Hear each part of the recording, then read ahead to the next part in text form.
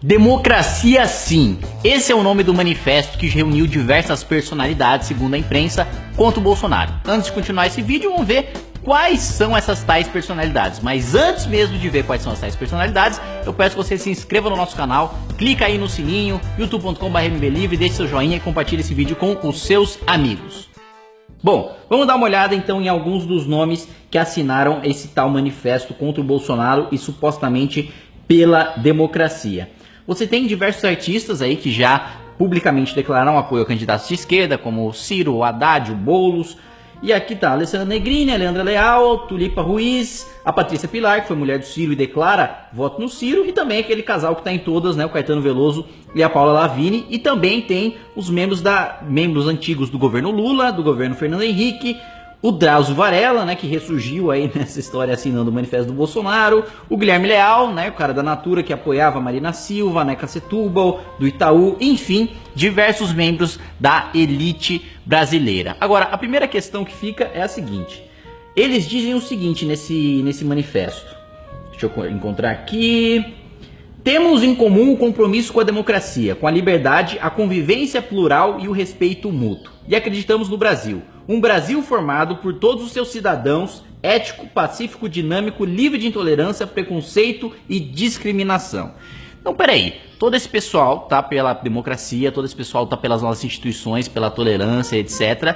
Mas esse pessoal não se manifestou em absolutamente nada quando estourou, por exemplo, o escândalo do Mensalão, em que você via uma ameaça direta à democracia, com o executivo fazendo com que o legislativo se submetesse a todas as suas pautas via dinheiro público. Aí não teve manifesto nenhum. Inclusive, teve gente dessa mesma elite apoiando o governo de Lula e falando que o Lula é o maior presidente da história do Brasil. Esse risco à democracia parece que eles não viram. Também ninguém viu nenhum risco à ética, ninguém viu nenhum risco à moralidade, não teve nenhum manifesto quando você teve, por exemplo, escândalo dos anões do orçamento, ou a Operação Satyagraha, ou diversas outras operações, Operação Castelo de Areia, diversas operações que descobriram escândalos de corrupção gigantescos, muitas vezes envolvendo, aliás, na maioria das vezes, envolvendo políticos de esquerda. Também não tinha manifesto nenhum. Também não teve manifesto nenhum quando o Brasil mandou subsídios milionários e até bilionários a ditaduras, como a ditadura angolana, como a ditadura venezuelana, como a ditadura cubana. Aí também não viram nenhuma violação dos direitos humanos no Brasil mandar o dinheiro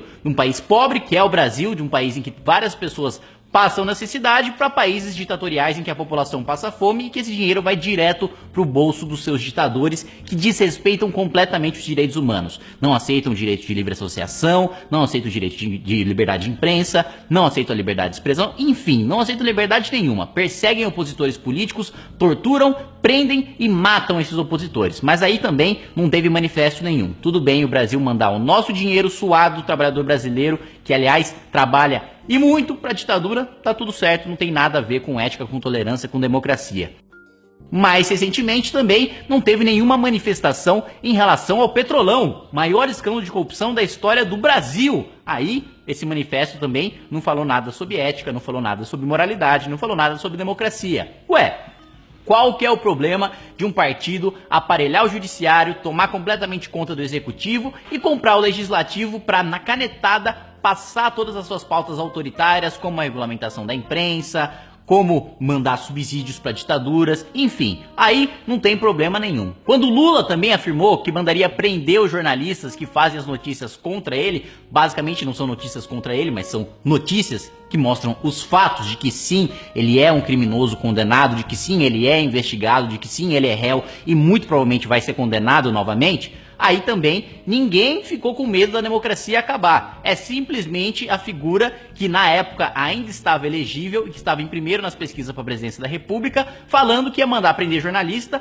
mas ninguém viu nenhuma ameaça à liberdade de expressão. Toda aquela galera que lutou contra a ditadura militar, que se orgulhava de falar, puta, eu ia colocar lá a notícia, a crítica ao governo militar, tinha que colocar a receita de bolo, eu ia fazer uma crítica direta, tinha que fazer uma metáfora lá, porque afasta de mim esse cálice, e isso aí, e apesar de você, e não sei o que.